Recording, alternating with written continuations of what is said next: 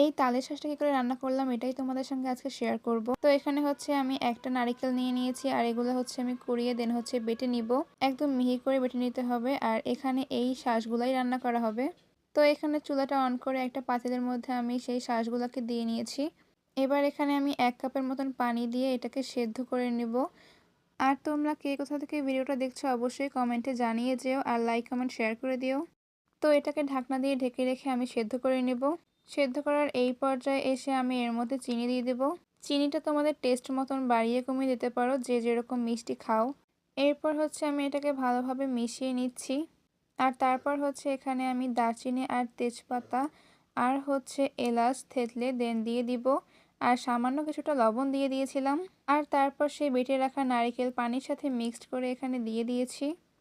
এরপর হচ্ছে এটাকে ভালোভাবে নাড়িয়ে রান্না করে নিতে হবে। এই পর্যায়ে আমরা আরও কিছুটা পানি আর চিনি মিক্সড করে দিয়ে দিয়েছিলাম।